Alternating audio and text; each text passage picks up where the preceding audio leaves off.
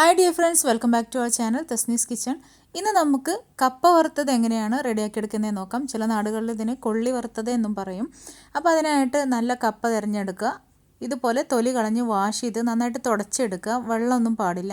നമ്മൾ കട്ട് ചെയ്യുന്ന ഇതുപോലുള്ള ഏതെങ്കിലും തരത്തിലുള്ള ബ്ലേഡ് യൂസ് ചെയ്യുക. അപ്പോൾ ഞാൻ ആദ്യം കാണിച്ച ബ്ലേഡിനേക്കാളും എനിക്ക് പെർഫെക്റ്റ് ആയിട്ട് ചെയ്യാൻ പറ്റിയത് ഈ ഒരു ബ്ലേഡിലാണ് കേട്ടോ.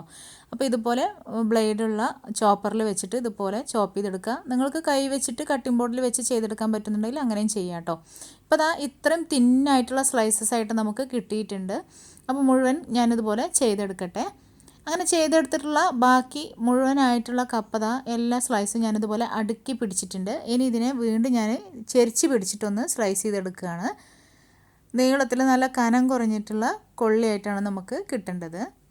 ഇപ്പോൾ ഇതാ നല്ല തിന്നായിട്ട് തന്നെ അരിഞ്ഞ് റെഡിയാക്കി വെച്ചിട്ടുണ്ട്. അപ്പോൾ നിങ്ങൾക്ക് പെർഫെക്റ്റ് ആയിട്ട് ബ്ലേഡിലാണ് തോന്നുന്നുണ്ടെങ്കിൽ അങ്ങനെ ചെയ്യാം, ഇല്ലെന്നുണ്ടെങ്കിൽ കൈ വെച്ചിട്ട് നിങ്ങൾ ചോപ്പ് ചെയ്തെടുക്കുക കേട്ടോ. ഇനി നല്ല ചൂടായിട്ടുള്ള ഓയിലിലേക്ക് നമുക്ക് ഇതുപോലെ ഒന്ന് കൈ വെച്ചിട്ട് തന്നെ ഒന്ന് വിടുവിച്ചിട്ട് വേണം അതിലേക്ക് ഇട്ട് കൊടുക്കാൻ വേണ്ടിയിട്ട്. കാരണം കപ്പയുടെ ആ ഒരു ഈർപ്പം കാരണം അതിങ്ങനെ ഒട്ടിക്കിടക്കുന്നുണ്ടാവും. അതൊക്കെ വിട്ട് വിട്ട് ഇട്ട് കൊടുക്കുക. ഇനി ഒരു മീഡിയം ഫ്ലെയിമിൽ നമുക്കിത് ഫ്രൈ ചെയ്തെടുക്കാം. അപ്പോൾ തിന്നായിട്ട് അരിഞ്ഞെടുക്കുമ്പോഴാണ് നമുക്ക് നല്ല ക്രിസ്പി ആയിട്ട് കിട്ടുക കേട്ടോ. വണ്ണം കൂടിപ്പോയി കഴിഞ്ഞാൽ നമുക്കത് അത്ര പെർഫെക്റ്റ് ആയിട്ട് കിട്ടില്ല, കുഴഞ്ഞ പരുവത്തിലൊക്കെ ആയിരിക്കും ഉണ്ടാവുക.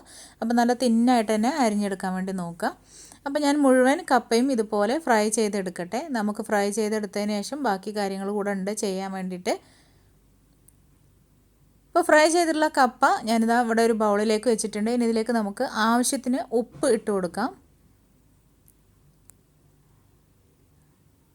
ഇനി നിങ്ങൾക്ക് സ്പൈസി ആയിട്ട് ഇഷ്ടമാണെന്നുണ്ടെങ്കിൽ ഇതുപോലെ മുളക് പൊടിയും കൂടെ ഇട്ട് കൊടുക്കാം. ഞാനിപ്പോൾ ഇവിടെ ഒരു 1/4 ടീസ്പൂൺ മുളക് പൊടി കൂടെ ഇട്ട് കൊടുത്തിട്ടുണ്ട്. അപ്പോൾ നിങ്ങൾക്ക് മുളക് പൊടി വേണമെന്നുണ്ടെങ്കിൽ ചേർത്താൽ മതി കേട്ടോ. അല്ല നിങ്ങൾക്ക് ഉപ്പ് മാത്രം മതി എന്നുണ്ടെങ്കിൽ അത് മാത്രം ചേർത്തിട്ട് യൂസ് ചെയ്യാവുന്നതാണ്.